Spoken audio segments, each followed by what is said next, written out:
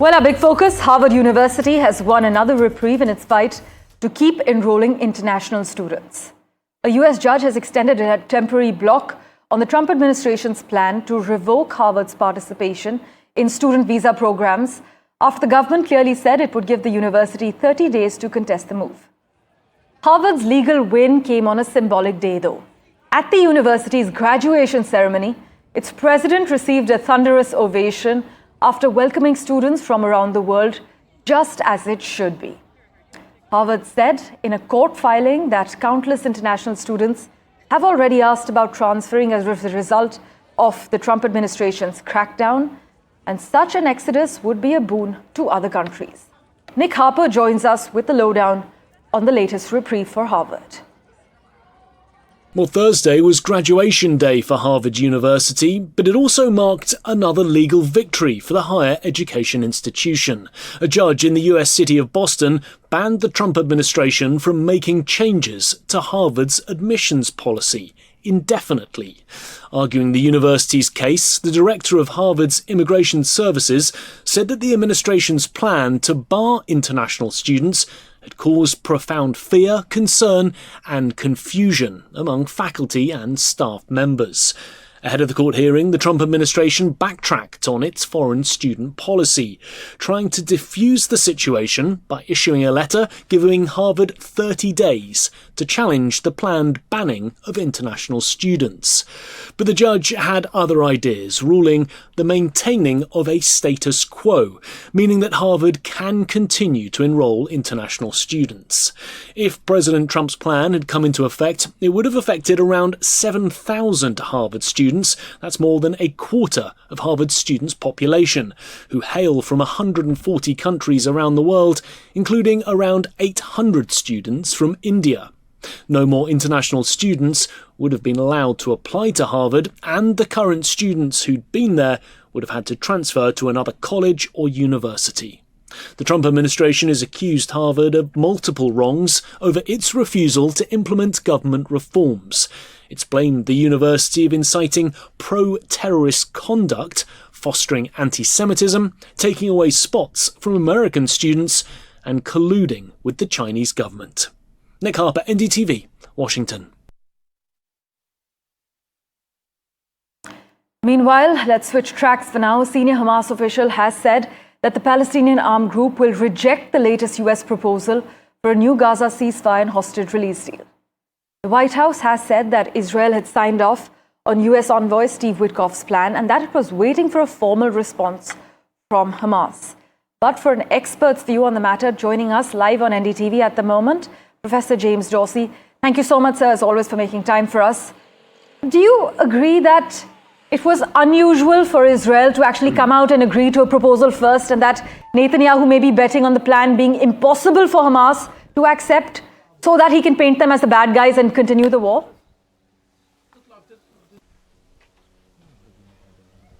Hi, I can't hear you.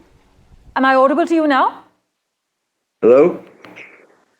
Professor Dorsey, am I audible to you now? Hello? Right, while we reconnect with Professor Dorsey on the latest as far as an expert's view is concerned, I must also brief our viewers that a senior Hamas official has said that they will reject the latest US proposal for a new Gaza ceasefire and hostage release deal. I'm told that Professor Dorsey is back with us at the moment. I hope I'm audible to you, sir. I want to ask whether you agree with the fact that it was unusual for Israel to come out and agree to a proposal first. Do you think this is a sort of move by Netanyahu that he may be betting on the plan being impossible for Hamas so that he can paint them as the bad guys and also continue his entire agenda and the war? Thank you for having me. I think there's several factors playing here. Right. First of all, none of what proposal are we talking about? There are different proposals or variations of the Witkoff proposal, and it's not quite clear which one we're referring to. Netanyahu has very clearly stated that he is referring to the original Witkoff proposal, which is a proposal that does not involve an end to the war in Gaza or a complete Israeli withdrawal, two demands that Hamas has insisted on all along. I think the other issue to keep in mind here is that none of the parties wants to be seen as a spoiler. So they're all putting out positive messages, but nonetheless, we may be talking about very different terms. Of course, keep an eye on the key developments and revert to you for regular updates, Professor Dorsey. Really appreciate your time on NDTV. My pleasure. Thank you. Meanwhile, a U.S. appeals court has reinstated many of President Donald Trump's tariffs the day after another court blocked them. The move now puts a pause on a trade court's ruling that Trump exceeded his authority in imposing his Liberation Day tariff regime, adding a jolt of legal chaos to the uncertainty surrounding Trump's global trade war. Trump's advisors, who had condemned the tariff bloc as a judicial coup, celebrated the reprieve, as you can imagine. But the possibility of the initial ruling being reinstated weighs heavily on the White House. But despite the setback, Trump will likely be undeterred in his aim to rewrite the rules of global commerce in America's favor, as many political experts have highlighted. But for further clarity, let's just go across to David K. Johnston, who joins us. But before that, let's just take a look at what the White House had to say. The president's rationale for imposing these powerful tariffs was legally sound and grounded in common sense. President Trump correctly believes that America cannot function safely long-term if we are unable to scale advanced domestic manufacturing capacity, have our own secure critical supply chains, and our defense industrial base is dependent on foreign adversaries. Three judges of the U.S. Court of International Trade disagreed and brazenly abused their judicial power to usurp the authority of President Trump to stop him from carrying out the mandate that the American people gave him. To better understand what's going on and to understand the wider ramifications, let's go across to David Johnston, who's with us, sir, as always. Thank you so much for making time for us. The trade court says that Congress and not the president holds tariff power. So how significant is this ruling in reaffirming constitutional checks and balances? And sir, could this actually reshape how executive authority is interpreted in economic policy? This is a very important decision by this specialized court with three judges, one of whom Donald Trump appointed. And they basically wrote in their 49-page opinion a primer for the Supreme Court, which is not a specialized but a generalist court. Here's how trade law works, and here's what the Constitution says. That document will be very important when this case gets to the Supreme Court. Donald Trump does not have the authority to impose these tariffs. That is authority held by Congress, except for special, narrow, emergency situations. Right. And the court made it clear there's no such emergency. And given the abrupt legal reversal, the temporary reinstatement, how does this back and forth actually affect U.S. credibility as a trade partner, sir? You think global trading allies view this more as legal turbulence or strategic instability? Oh, I think this is very much seen as instability. It is humiliating for Donald Trump. At the end of the day, even with the very conservative Supreme Court in the United States, he will lose on this because this is very clear law. So this is very bad for Donald Trump, and it's part of all the stumbling and losing that's going on because Donald simply asserts that he has dictatorial powers. Frankly, watching Press Secretary Leavitt in the clip you ran, it's very hard not to laugh at her comments because they have nothing to do with the law, something, of course, I've taught for many years. Yes, indeed. And in terms of whether this is strategic tradecraft or systemic gamble, well, Trump has long used tariffs as leverage in diplomacy, as we've learned. From a policy design angle, sir, is this tactic sustainable, or does it actually risk making U.S. trade policy too reactive and too volatile? Oh, I think the second part of your observation, Trump's flip-flopping on this, which used to be a death knell for a politician to be accused of flip-flopping, is not helping at all. And Trump is in many ways destroying imported money to the United States. For example, professors like me are responsible for lots of foreign students coming to America where they pay 100% tuition, which subsidizes universities. His actions here are very contrary to the economic interests of the U.S., but that's because Trump, even though he has a degree in economics, Donald literally doesn't know anything about economics. Well, in fact, many experts are actually driving that point home. But as we wrap, sir, Do you see this as a precedent-setting moment that could curb future administrations' use of trade as a unilateral tool? Yes, I expect at the end of the day, the Supreme Court will issue a ruling making it clear that Congress sets trade policy. The role of the president is simply to do what Congress says. Right. Now, Congress may well pass his tariffs because his party is in control. But until they do that, he does not have the authority to do these things. Congress must do them. Professor, always a pleasure to hear your views. Thank you so much for making time for us and joining us on NDTV. Thank you. Meanwhile, India is in the process of reviewing a US federal court order that has blocked most of the sweeping tariffs announced by Donald Trump last month. In fact, this is something NDTV has learned through our sources. The Court of International Trade, in its ruling, has said that the White House cannot authorize the president to unilaterally impose reciprocal tariffs on all trading partners by invoking an emergency law. So this development comes amid the ongoing trade talks between India and the US.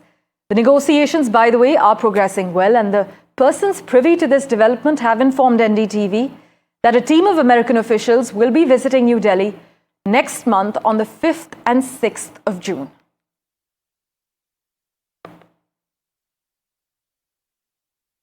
And with that, let's turn our attention now to Canada. Well, India's Ministry of External Affairs has urged Canada not to provide any political space to extremist pro-Khalistan elements that are advocating for violence and secession.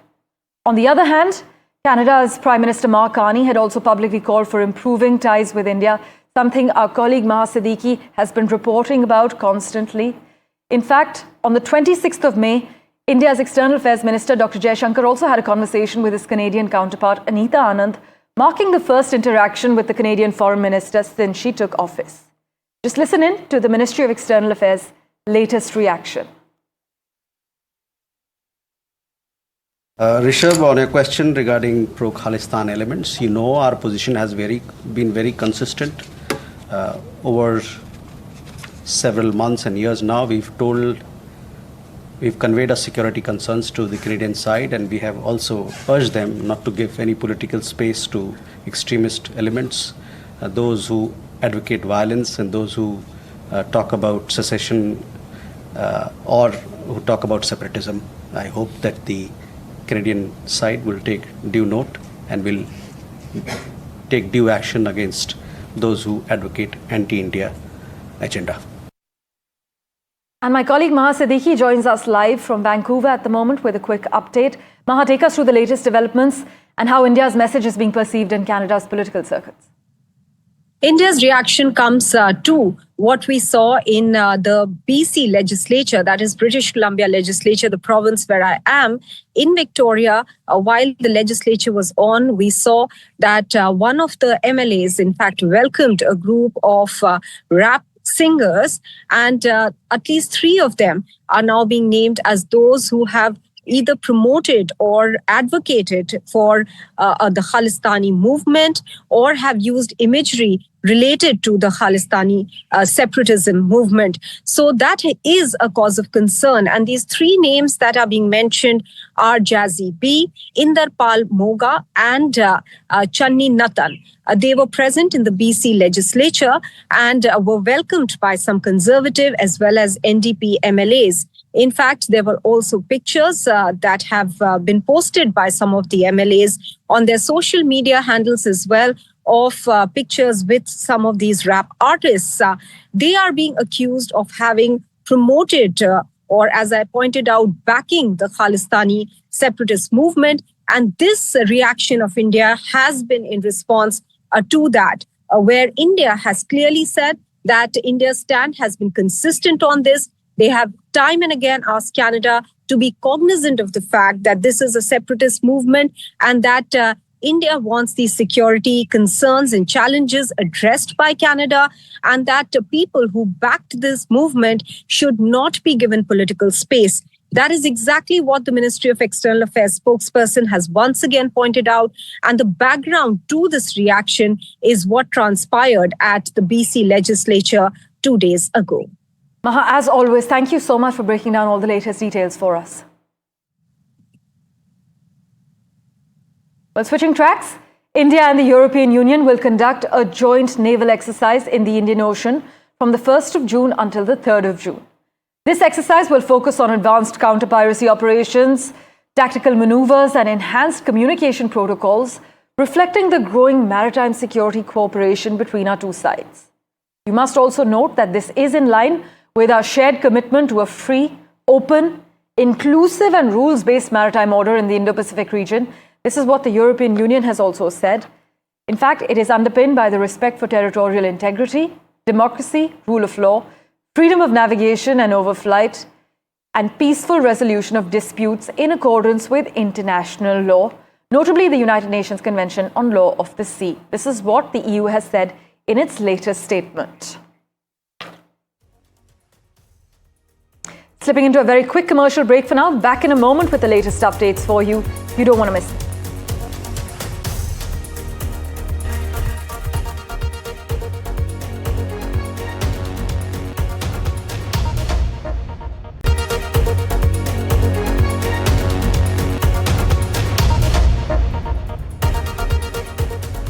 Welcome back. Let's turn our attention now to the neighborhood, Nepal specifically, where tens of thousands of protesters are demanding the abolished monarchy be restored and the former king be made the head of the state of the Himalayan nation.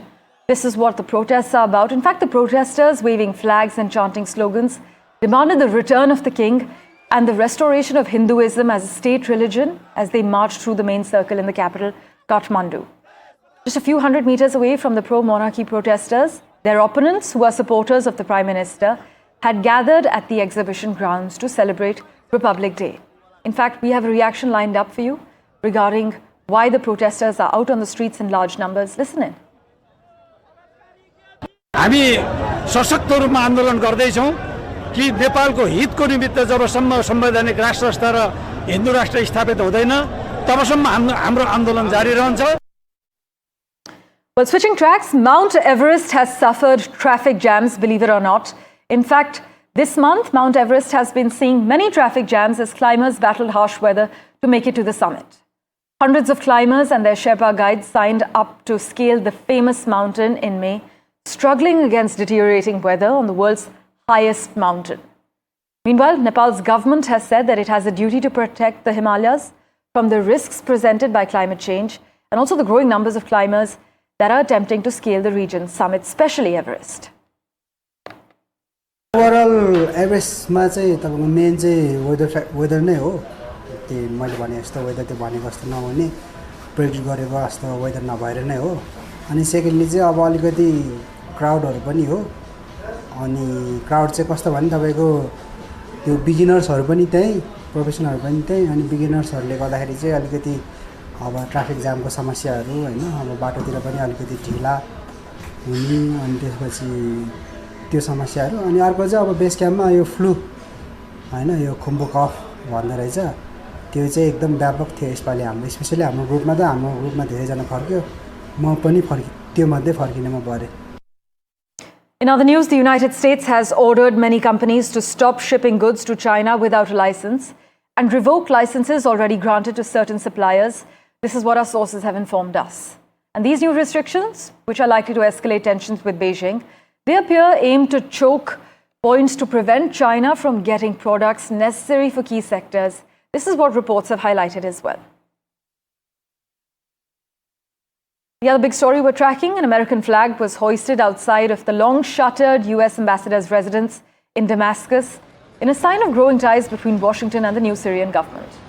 The US ambassador to Turkey, who has also been appointed special envoy to Syria, arrived to inaugurate the residence, as Syrian state-run news agency Sana had reported.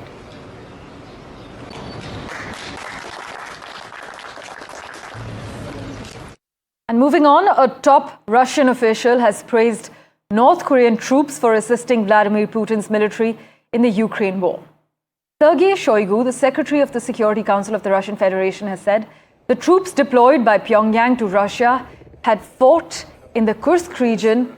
This is what the Kremlin newswire has also reported.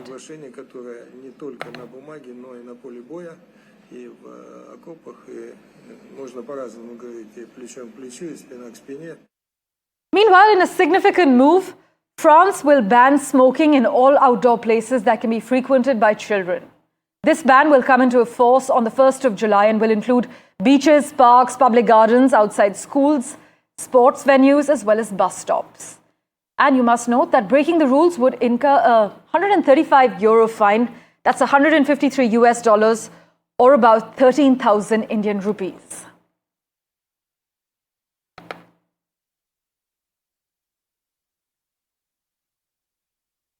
Meanwhile, singer Arijit Singh will make history as the first Indian artist to headline a UK stadium with a live show scheduled for the 5th of September at London's Tottenham Hotspur Stadium. Thank you for investing your time and watching this edition of The World 24/7. As always, we'll keep tracking the latest updates for you. Do stay tuned.